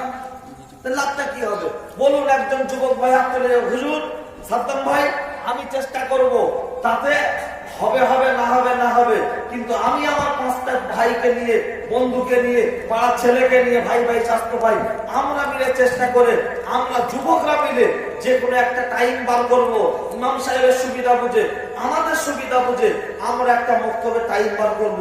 একজন আছেন কোন ভাই উদ্যোগ নিতে পারবেন যে আমি আলোচনাটা শুরু করব? হবে কি না হবে পরের কথা। একজন কেউ নেই হাত তোলার মতো এতগুলো মানুষের মধ্যে? বলবে হুজুর তুমি তো ওয়াজ করতে, একটা কমিটি তৈরি করতে। হ্যাঁ, আমি ওয়াজ করতে আসিনি, আমি কমিটি তৈরি করতে এসেছি। দরকার কি আছে সবার? আমি তো 3,000 5,000 7,000 টাকা নিয়ে বাড়ি যাবো, আমার পরিবার সবাই খাবে, আপনাদের লাভটা কি? বলে আমরা ফুলপুরার মতদর্শ মেনে চলি, তো ফুলপুরার মতদর্শ মেনে চলেন। মেজো হুজুর বীর কেবলা বলতেন বয়স্কদের জন্য এটা মাদ্রাসা। আজকে 2 ঘন্টা ওয়াজ করছি আমি সাদ্দাম, কটা মশলা বলছি, কটা মশলা বলছি, খালি বলছে বাবারা বাবারা কি বলবো দুঃখের কথা। কি বলবি বল না, দুঃখ যা বলা লাগে বল, খালি বলছে কি বলবো দুঃখের কথা। আজ পর্যন্ত বলুন একজন মানুষ হাত তুলে হ্যাঁ জলসায় বসে শুনেছেন পায়খানা করে কিভাবে পাক হতে হয়? আজ 40 বছর জলসা শুনছেন, বলুন পায়খানা থেকে কিভাবে পাক হবেন? কতটা পানি ঢাললে আপনি পায়খানা থেকে পাক হতে পারবেন? আমার এই বয়সে আমি তো এখনো কোনো বক্তার মুখ থেকে শুনিনি। আর এইগুলো বললে বলে হ্যাঁ আমি তো তোমার ছেলে এসেছিল গল্প করে গেছে। ওয়াজ কোনটা? কানে হাত দিয়ে একদম আটালিক টান মারলে ওটা ওয়াজ। শরীয়তের মশলা সেটা আলাপ আলোচনা করলে, এই মেয়েরা যে কপালে দিচ্ছে টিপ, কানে দিচ্ছে দুল, মাথার চুলে দিচ্ছে ফুল, পাড়ার লোককে বলছে এটা হলো আমার মাথার চুল, হাতে দিচ্ছে রঙিন ছাতা, পায়ে দিচ্ছে হিলতোলা জুতো, ভাবি রং নাম্বারে দিচ্ছে গুতো, আর কাঁধে দিচ্ছে ভ্যানিটি ব্যাগ, বলছে আমি কি সুন্দর বাড়ির বউ, তোরা ঘুরে ঘুরে দেখ। শ্বশুর বাড়ি থেকে দিচ্ছে বাইক, বাইকে বসে দিচ্ছে পিকআপ, বউ মুখে করছে মেকআপ। আজকের বলুন এ কথাগুলো জীবনের প্রথম টিপ করেছিল কে? দেব কোয়েল পায়ের প্রীতিচিন্তা। মুসলমান মেয়েদের পছন্দ কোনটা? ঠিক করা মুসলমানের জন্য কেন হারাম? এক হাতে 2টো চুরি করা কেন নিষেধ? সেসব কোনো ব্যাপার নেই। এই পায়খানা থেকে পাক হওয়ার কথাটা বলছি, শুনে রাখুন। বিভিন্ন বাড়িতে গিয়ে দেখি জলসায় বদনানা লোটা কি বলে, যাও হবে বদনাবা লোটা বাথরুমের মুখে বসানো থাকে, বালতি আর বদনা কেউ ভিতরে রাখে। যেই বললাম পায়খানায় যাব, সঙ্গে সঙ্গে বালতি করে পানি আনলো, বদনা ওখানে বসানো আছে লোটা, এনেই বালতিটা রেখে বদনাটা তুলে ওতে ডুবিয়ে দিল। এখন বলুন পায়খানা করতে বসলে পাশে বদনা বা লোটা রাখলে পেশাব ঠিকলে তার গায়ে লাগে না লাগে না? এবার যেই বললাম পায়খানায় যাব, পানি এনে বদনাটা যেই ওতে ডুবিয়ে তুলে দিল, ওই পানিটা পাক হবে না না পাক হবে? না পাক হবে তো। তাহলে ওই পানিটা যখন না পাক, তাহলে আমি পায়খানা করে ওই পানি দিয়ে পাক হওয়ার চেষ্টা করলে কখনো পাক হবে বলে মনে হয়? এবার ওই পানিটার কথা ছেড়ে দিলাম, বালতির কথা বাদ দিলাম। কোন কোন বাড়ি দেখবেন শুধু একটা বদনা বা লোটা আছে বাথরুমে, এক বদনা পানি নিয়ে যায়, পায়খানা করে এসে আরেক বদনা পানি নিয়ে ঢেলে দেয়। এখন বলুন কোনদিন পায়খানা হয় চিট পিচের মতো টান, কোনদিন হয় পাতলা, কোনদিন হয় শক্ত। তাহলে যেদিন শক্ত চিটের মতো পায়খানা হবে, কিভাবে আপনার পাক হয়েছেন বুঝবেন? শরীয়তের মশলা হলো এই যে হাত এমন এমন করে নিয়ে যখন ঘষবেন, কি বাবা অসুবিধা হচ্ছে নাকি? খেয়াল করুন আমার দিকে। এইভাবে যখন নোংরা মলদারে ঘষছি পরিষ্কার হওয়ার জন্য, ময়লাটা তেল তেল তেল তেল, যে নোংরা ভাবটা যতক্ষণ না কাটে ততক্ষণ পরপর করে আঙুলের মাথায় বাঁধে না। যেই ময়লাটা উঠে যায় তখন আঙুলের মাথায় করকর করে একটা বাদা বাদা আওয়াজ হয়। কথা ঠিক কি না? তার প্রমাণ গালে পানি দেন, মেসওয়াক করুন, মেসওয়াক করে কুল্লি করে ফেলে দেন, আঙুল নিয়ে ঘষুন, তাতে করকর করে আওয়াজ হয় না হয় না? তার দ্বারা বোঝা যায় তাতে যে স্পটটা থাকে, টাটকা স্পট যেটা আগে পড়ে আছে পান খেয়ে খেয়ে একটা আলাদা ঢালাই পড়ে গেছে, ওটা বাদ। যেটা আজকের পড়েছে ওটা ঘষে উঠে যাওয়ার পর তারপরে হাতে কড়কড় করে বাঁধে। তাহলে মলদারেও ঘষলে কড়কড় করে যখন বাঁধবে মনে করবেন এবার আমি পাক হয়েছি। তাহলে যেদিন পায়খানা চিট হবে, চিট এক বদনা পানি দিয়ে ঘষলে পাক হবে বলে মনে হয়? তাহলে তো নিয়ে গেছে এক বদনা পানি, আর বাকি যেটুকু বাকি আছে কি করবে?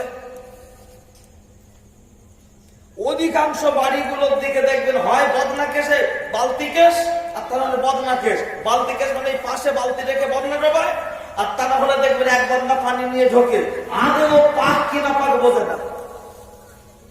আর বড় লোকের বাড়ি, ও খোদা, পায়খানা নাই মনে হয় চেয়ার, কি বলে ওটা, কোমোড বাথরুম। এখন কোমোড বাথরুমে বসলাম, বসার পরে যখন আমার এখান থেকে প্রথম কিস্তি ঝরবে, পানিতে পাচ্ছে টাকাস, ছিটকে ব্যাগে মারবে না, মারবে ব্যাগে মারবে তো। তাহলে ওই যে পানিটায় পড়লো আর ওই পানিটা ছিটকে ব্যাগে মারলো, ওই পানিটা পাক না না পাক? না পাক। তাহলে না পাক পানিটা আমার পিছনের অংশে লাগলো। আচ্ছা, ধোয়ার সময় শুধু মলদারটা ধোয়া হয় না পুরো ঘটকপুর বাজারটা ধোয়া হয়? শুধু মলদারটা ধোয়া হয়। এই সাইডে যে পানিটা ছিটতে লাগলো, এই যে না পাক, কি হবে? বোঝা যাচ্ছে তো আমার কথা? আবার ওই বাথরুমের পাশে একটা হ্যান্ডেল থাকে, হাত দেবে না বলে, যেটাকে এরকম সুইচ মেরে দিচ্ছে, ধুয়ে দিচ্ছে। হ্যাঁ, যাদের কোমরের সমস্যা, হাঁটুতে সমস্যা, কোমর বাথরুম দরকার। কিন্তু কোমর বাথরুম ব্যবহার করার পর যে অংশগুলো পানি ছিটকে লেগেছে বা লাগার সম্ভাবনা আছে, সেগুলো কি ধোয়ার প্রয়োজন নেই বাবা? বাথরুম করা যাবে না এ কথা বলিনি, ছিটকে যে লাগলো, লাগার সম্ভাবনা, তাহলে সেই জায়গাটা একটু পরিষ্কারের প্রয়োজন। এই শিক্ষাগুলো নিতে গেলে জলসায় বলার প্রয়োজন। আর জলসায় বললে বলবে ও কিছু বোঝে না, তাই এরকম বলছে। মক্তব করো, আজকে জলসায় মিনিমাম 30 থেকে 40,000 টাকা বাজেট, কথা ঠিক না বল? 40,000 না হলে 30,000 টাকা বাজেট আছে তো। 30,000 টাকা বাজেট, আপনি 1 বিঘে জমি চাষ করে যদি 6 বস্তা ধান হয়, পরের বারে চাষ করবেন না, জমি ভাগে দিয়ে দেবেন। বলে আমার আর দরকার নেই ভাই, তোরা করবে দাও, ও কিচ্ছু নেই। আরে ঘটক সবজি ব্যবসা করে তাই করে খাবো, ও আমি সময় দিতে পারবো না। কারণ 1 বিঘে জমি 6 বস্তা ধান, 30,000 টাকা জলসায় খরচা করছেন, তার বিনিময়ে কিচ্ছু লাভ হচ্ছে না। আর মসজিদ ফান্ডে 10,000 টাকা এক্সট্রা দেবেন, যে ইমাম আছে তাকে 1,000 টাকা মাইনে বাড়িয়ে দিয়ে মুক্তটা শুরু করাবেন, তার বেলায় নেই কেন? বুড়োরাও সময় নেই কো, আর ইমাম সাহেবের সময় নেই, কারণ সময় নেই। সময় নেই বলে কোনো কথা নেই। 10,000 মাইনে দিলেও হবে না, আর বুড়োরা সময় নেই, একদম সোজা কথা। মসজিদ কমিটি হবে না, কারণ সময় নেই। বলে তাহলে এর জন্য দায়ী কে? গ্রামের লোক। একদিনে 30,000 টাকা খরচা করতে পারছে একদিনে, আর 12 মাসের জন্য 10,000 টাকা খরচা করতে পারছে না। জলসার জন্য চাঁদা চাওয়া লোক দেবে, যদি বলে মসজিদ ইমাম সাহেব তারাই পড়াচ্ছে, খতম তারাবি বাইরে থেকে হাবের সাহেব এসছে, তার জন্য 500 টাকা না, আমার কি আছে? কারণ জলসা আনন্দ হয়, খতম তারাবি আনন্দ হয়। এমনি নামাজ পড়ে না, আমার খতম তারাবি রুকুতে গিয়ে সেজদায় গিয়ে চিন্তা করছে, আল্লাহ 15 টাকা তুলতে এখন পয়সাফা পড়বে, তার ঠিক নেই, কপিসটা পড়বে, চলছে তাই। ঘরোয়া ভাবে বলে যাচ্ছি, আমার শুনে কেউ দেবে বেটাই, কেউ দেবে বেটাই, দুটোর একটা হলে হবে নাই, অসুবিধা নাই। তাই বলে রেখে যায়, শুনে রেখে যান, জেনে রেখে যান, আমার নাম সাদ্দাম, আমার নেই কোনো দাম, কথাগুলো হবে তাই গেলবান, শুনলে আসবে অনেক কাম, হবে না এরকম কোনো জিনিস নাই। কমিটি যদি ঠিক হয়ে যায়, গ্রামের 5টা মানুষ যদি ঠিক হয়ে যায়, কেউ না পড়ে আমার 5টা বাচ্চাদের আমরা পড়াবো, ইমাম সাহেব হোক আর যা হোক না কেন, আলোচনা সাপেক্ষে ইমাম সাহেব কেন পড়াবে না? আপনারা যদি মাইনের মতো মাইনে দেন, তার চাহিদাটা যদি আপনি মিটিয়ে দেন, ইমাম সাহেব পড়াতে রাজি হবে কি হবে না? মাইনে দেবেন, সভাপতি, 3000 টাকা মাইনে, 4000 টাকা মাইনে, অথচ 5000 লোকের কথা শুনতে হয়। ইমাম মানে হলো নেতা, আজকের হয়ে গেছে ইমাম মানে হলো চাকর, কিন্তু প্রকৃতপক্ষে ইমাম মানে হলো নেতা। এখন ইমাম সাহেব যদি মঞ্চে দাঁড়িয়ে শরীয়তের সঠিক কথা বলে, ও চাকরি সত্য বটতলায় চলে যাবে, তখন গ্রামের ছেলেরা বলবে হাইয়াল ফালাহ, মাস শেষ হয়েছে, ইমাম সাহেব মাইনে নিয়ে পালা, এসব কথা তুই কেন বলছিস দুপুরবেলা? আমাদের পাশের গ্রামের ছেলে, আমরা হান্নান ভাইকে বিরাট ভালোবাসতাম, ইমাম সাহেব সুরের বিরুদ্ধে যদি বলা হয়, মসজিদ কমিটির সেক্রেটারির বউ বন্ধনের গ্রুপের সভাপতি হয়ে বসে আছে, ইমাম সাহেব যদি মঞ্চে দাঁড়িয়ে বন্ধনের বিরুদ্ধে তুলনা করে বলে, সেক্রেটারি তখন মনে মনে গান দেবে, তখন বলবে শুধু নামাজটা হয়ে যায়। ইমাম সাহেব যদি আপনার মঞ্চে দাঁড়িয়ে যদি বন্ধকের বিরুদ্ধে বলে, দেখা যাবে ইমাম সাহেব তখন বলবে, মাতোয়াল্লি তখন বলবে আমার বিরুদ্ধে বলছে। ইমাম সাহেব যদি মঞ্চে দাঁড়িয়ে মুনাফিকের বিরুদ্ধে বলে, কমিটির মধ্যে যে মুনাফিকি করে তার ভিতরে মনে হবে আমার বিরুদ্ধে বলছে, ওই ইমাম সাহেবের চাকরি 3 দিনে বটতলায় দিয়ে দেবে। আজকে চলছে এই জায়গায় মসজিদ কমিটির মধ্যে হাতে না করে পা দোকানা জড়িয়ে ধরে বলে যাচ্ছি, আমার বাপ আব্দুল হোসেন ইন্তেকাল করেছে 2004-এর মাঘ মাসের 4-এর বুধবার ভোরে মগর ঘোরানো মোড়ে ভোর 4:30-এর পরে আমার আব্বা জানের একটা ক্যাসেটে আছে, আপনি শুনবেন। ইন্তেকালের আগের দিনের জলসা, ওই জলসায় বলেছে যে গ্রামে মুক্ত শিক্ষার ব্যবস্থা নাই, ওই গ্রামের ছেলে মেয়েদের ভিতরে ধর্মের ভিত নাই, ধর্মের ভিত নাই। একটা বার আপনি আপনার বিবেককে প্রশ্ন করুন, আব্দুল হোসেন যে কথাটা বলেছে কতটা ঠিক কতটা ভুল। ঘটকপুকুর থেকে পাস চলছে সিটিসি, টি10, 213, SG3, পাশের ডান দিকে যায় না, বাম দিকের গেটে দাঁড়িয়ে আছে হেল্পার, হেল্পার আওয়াজ দিচ্ছে খোলা ঢুকিয়ে, সামনে গাড়িটা পরে বাচ্চা লেডিস আছে, বাসটা আস্তে করলে ভালো হয়, পিছনে আরো একটা বাস, ও সোজা ভাবে না দাঁড়িয়ে কাত ভাবে দাঁড়িয়েছে, কাউকেও সামনে আবার টেক করতে দেবে না। ড্রাইভার ঘটকপুকুর থেকে বাসটা ছেড়ে বাবুঘাট চলে যাচ্ছে, আয়নায় মুখ দেখছে, হেল্পারের সাহায্য নিচ্ছে, রাস্তায় অ্যাক্সিডেন্ট হতে দেয় না, বাবুঘাট পৌঁছে দিচ্ছে। গোটা পৃথিবীটা হলো পাকা রাস্তা, আপনার আমার দেহটা হবে বাস, ডান দিকের আয়না হবে কোরআন শরীফ, বাম দিকের হেল্পার হবে হাদিস শরীফ, রাসূলুল্লাহর বাণী, আল্লাহর আইন নবীর হুকুম মেনে পা তুলে ফেলব, আমাদের পাটা ভুল করে জাহান্নামে যেতে পারে না। ড্রাইভার আয়নায় মুখ দেখছে, হেল্পারের সাহায্য নিয়ে ঘটকপুকুর থেকে ধর্মতলায় চলে যাচ্ছে। আল্লাহর আইন নবীর হুকুম মেনে যদি পা তোলা যায়, নিশ্চিত আমরা অন্য জায়গায় যাব না, জান্নাতের দিকে যাব। আলোচনা কোথায় করতে করতে রেখে এসেছি, ছেলেটা বলবে সাদ্দাম ভাই মনে হয় ভুলে গেছে। না না না না না না, ও হাজ্জুরির সাথে মুত্তালিবের কথা হচ্ছে কুরবানির ব্যাপারে, সেটাই তো বলছিলাম। দেখাশোনা কমপ্লিট, আব্দুল্লাহ ওহাব জহুরের বাড়িতে আমিনাকে দেখতে যাচ্ছে, সংক্ষেপ যেই দেখতে বসেছে বলছে মুত্তালিব আমিনাকে আমার সামনে নিয়ে এসো। মুত্তালিব বলছে জহুরি আমিনাকে আমার সামনে নিয়ে এসো। ওই সময় আমিনার মুত্তালিব জহুরি বলেছিল আমিনাকে যে নিয়ে আসবো ওর মা নাস্তা তৈরি করছে, একটু অপেক্ষা করো, নাস্তা বানানো হয়ে গেলে নিয়ে আসবে, তখন কথা হবে। কিন্তু এই সুযোগে ফাঁকা টাইমে আপনি আর আমি দুজনে মিলে একটু গল্প করে নিই আমিনার চরিত্র সম্পর্কে, আমিনার কোয়ালিটি সম্পর্কে, আমিনা কোন কোয়ালিটির মেয়ে, কোন চরিত্রের মেয়ে। বলছে বলো, বলছে একদিনকার ঘটনা, আমিনা রাস্তাতে একটা টাকা কুড়িয়ে পেয়েছে, কেতাবে 2 রকম কথা এসেছে, কেউ বলেছে টাকা, কেউ বলেছেন সোনার লকেট হার। আমিনা যেই পেয়েছে সোনার টাকা, সোনার লকেট হার, আমিনার বান্ধবীরা বলতে লাগলো ও আমিনা, আমিনা ও আমিনা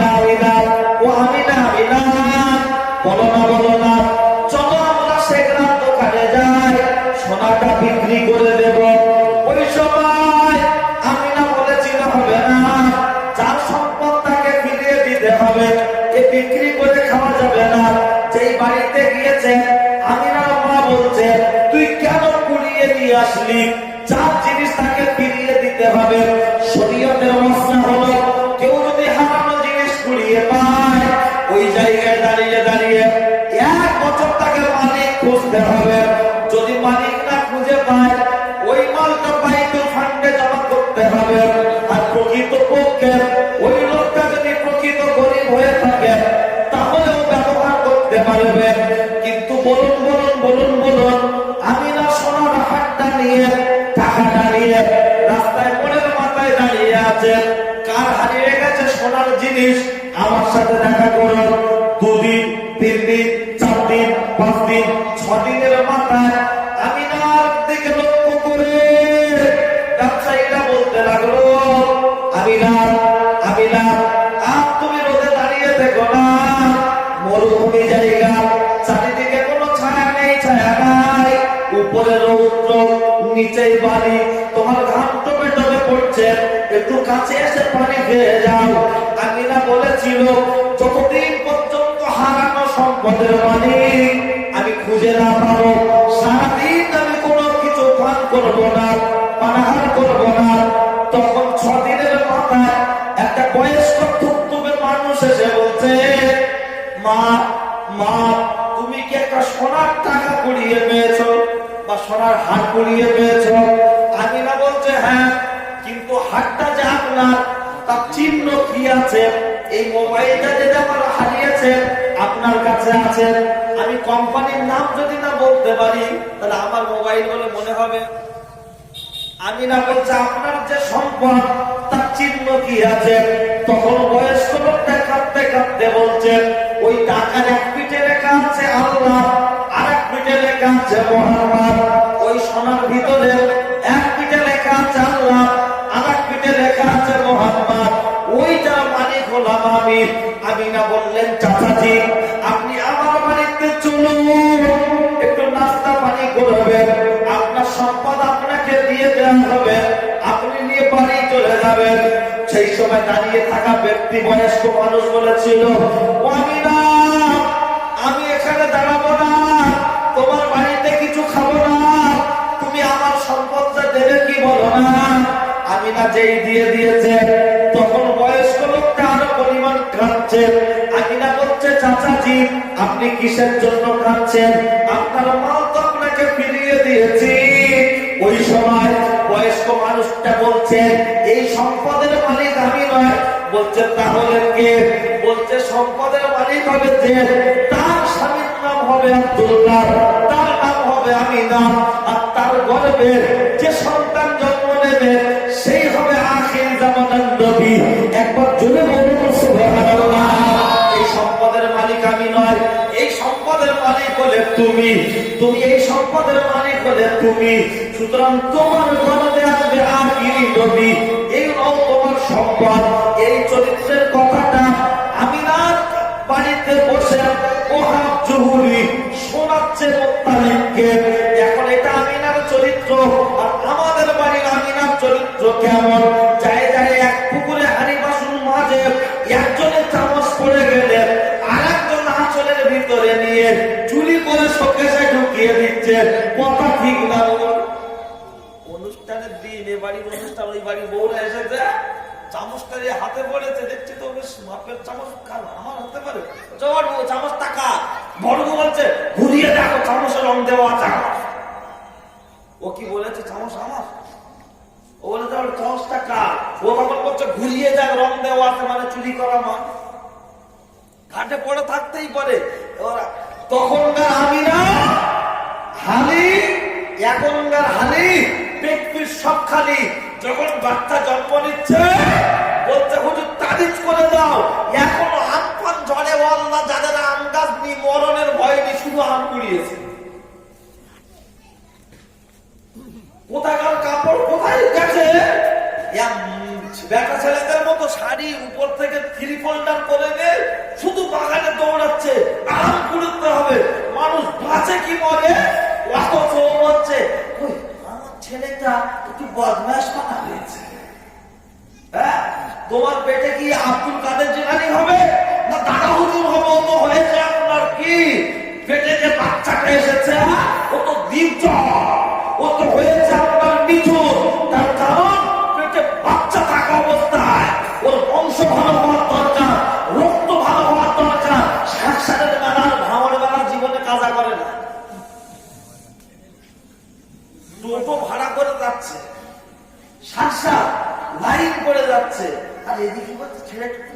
শোনা হয়েছে ভাঙর বেলার ফুচকাটা খেলে বাচ্চা গেলে গেলেই হতো না, যাবে কোথায়? আর এদিকে কি বলছে, আমরা ফুরফুরা ছাড়া অন্য কিছু মানি না, অন্য কিছু করি না। দাদা হুজুর বলেছে তোমার মেলাকে সমর্থন করো, শরিয়াত তো অবশ্যই আছে, কিন্তু এমনও মানুষ আছে যে কোনো কথায় বলে আমরা ফুরফুরা ছাড়া কিচ্ছু বুঝি না, এবার মানুষ আছে না নাই? দাদা হুজুর বলেছে এমন বহু জায়গায় জলসা হয়, জলসায় কি বসে, কি বলে ওটা, দোকান বসে, সেই দোকানে এরকম ওই বাচ্চাদের পুতুল বিক্রি হয় না, হয় না? এটা কি শরিয়ত বিরোধী নয়? ওই যে হাতে ছাপ মারা, সে লাল লাল মেরে দেয় না, ওটা কি শরিয়ত বিরোধী নয়? নিচে লিখে দিচ্ছে মনোহরির দোকান, ছাপ ও বেলুন কঠোর ভাবে নিষেধ। অথচ মনোহরির দোকান যখন আসছে, কমিটির ছেলে কোমরে গামছা বলছে এখান থেকে এখানে এই পর্যন্ত দোকান দিবি, 500 টাকা দিবি। অথচ বুকি ব্যাগ বেঁধে ঘুরতে বলছে আমি জলসা করছি ছেলে ঢেকে। ভালো করে জিজ্ঞেস করো, গোসলের ফরজ বলতে পারবে না। জিজ্ঞাসা করুন, বাপ মার ভাত দেয় না। আজকে ওর বাড়ি 30 জন কুটুম এসে খাচ্ছে, বুড়মলাই ভাত দেয় না। অথচ জলসা কমিটির ব্যাগ নিয়ে ঘুরতে বলছে আমার আল্লাহ আল্লাহ করে 6 বছর আমি জলসা কমিটি ছেড়ে গেলে আছি, গ্যাসের জায়গা আছে। ওর বাড়ি বুড়মলাই ভাত পায় না, ওর ভাইরা ভাই সারিয়ে এসে 3 দিন ধরে গিলছে, কাশরে গিলছে। অথচ বুড়মলাই দেয় না, ও বলছে জলসা সেক্রেটারি। হাদিস শরীফে আছে, বুখারীর হাদিস, 10 জন ব্যক্তি জান্নাত পাবে না, তার মধ্যে একজন হলো আত্মীয়তা ছিন্নকারী। নিজের বোন বোনের সাথে সম্পর্ক নেই, ওর বউ কার সাথে ধরম ভাই করেছে, ধরম ভাই না, ওটা বকলমে ও স্বামী। লোকের সামনে বলে ভাই, পিছনে হচ্ছে স্বামী। তার পুষ্টি শুদ্ধি এসে বাড়ি খাওয়া দিচ্ছে।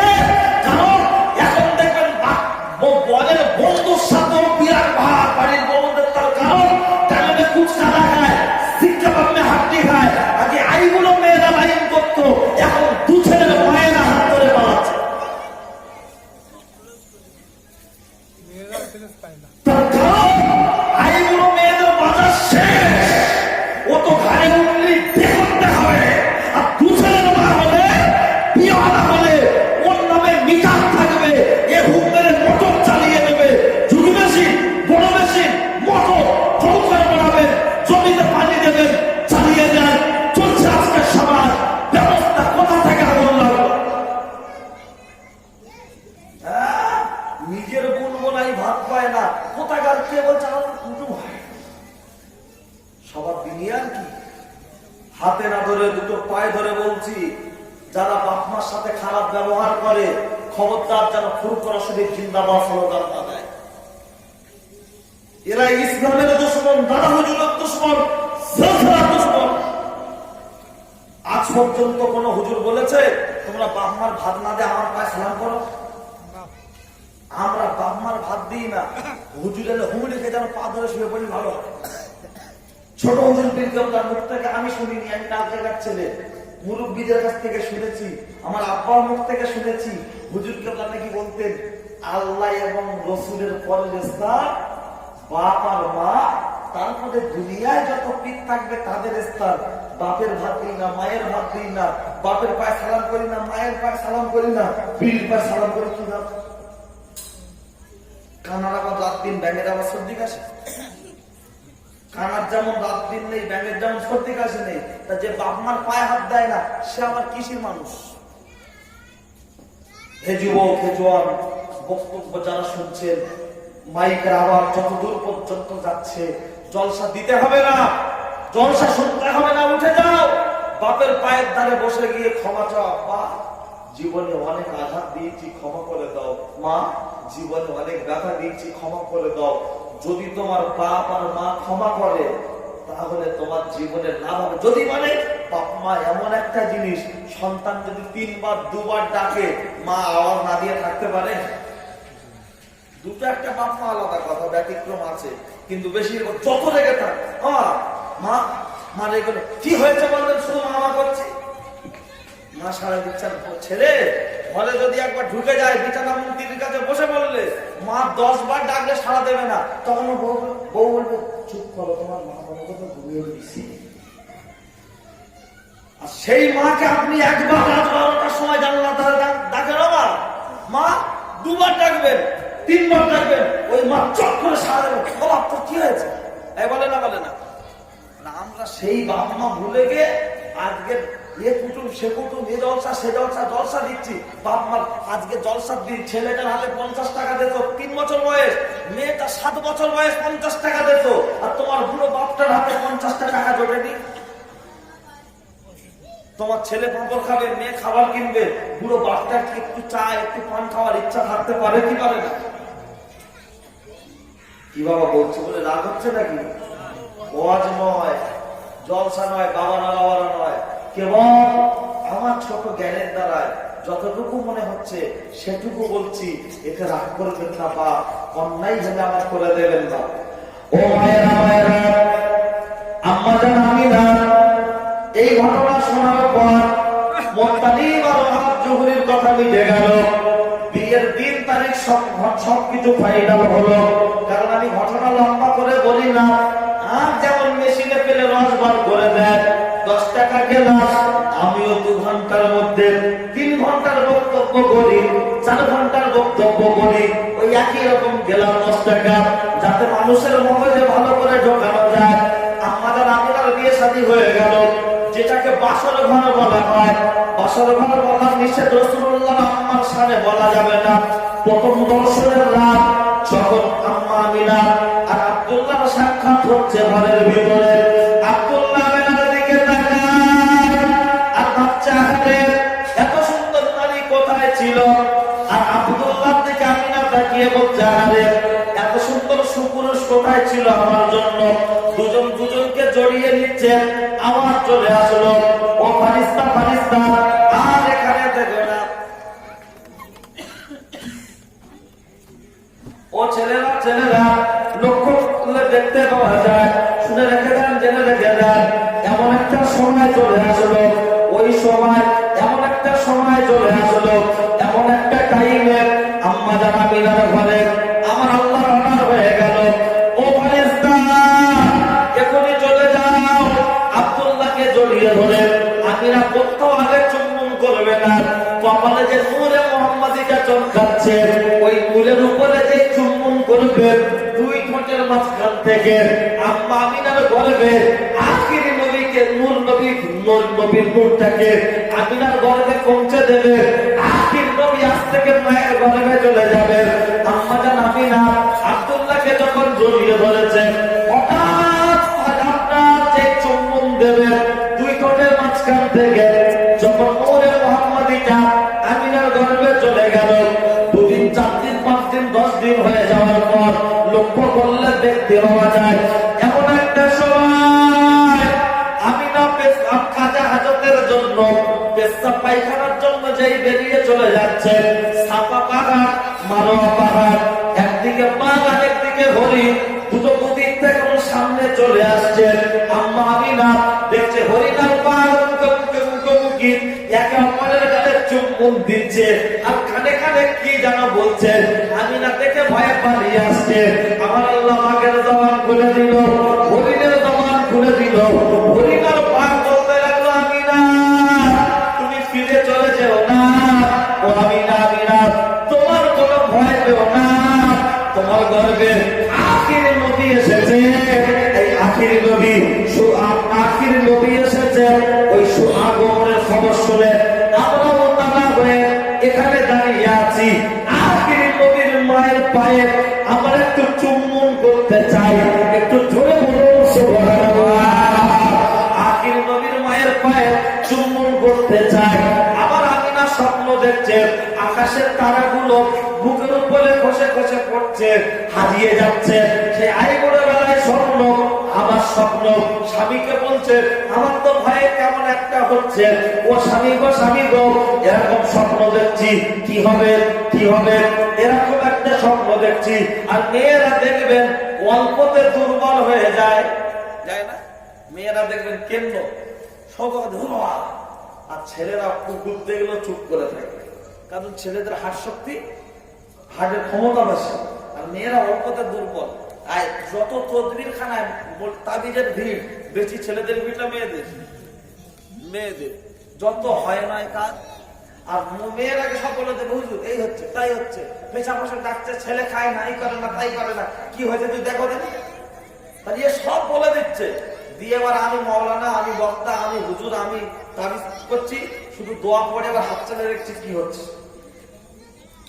আই ধারাই পাই দাঁড়ায়, দাঁড়ায় পিঠে দাঁড়া, যেখানে ডেকে পোক করেছে বড় ভাবির কাছে গে দাঁড়া। বলছে ওই তোমার বাড়ির পাশে পেঁচা বসে ডাকে না, আর তোমার ছেলে শুরু করে দিকে চায়, ও তো পুরো শেষ। বলছে হুজুর কি হবে? বলছে মারাত্মক ব্যাপার, পুরো শেষ করে নিয়েছে। অথচ একটু আগেই মেয়ে লোক সব এসব বলেছে, আর ও ঘুরিয়ে ঘুরে সব বলছে। তখন এই মেয়ে লোক পাশাপাশি মেলে পেরে বলছে হুজুর যা বলছে ঠিক আল্লাহ।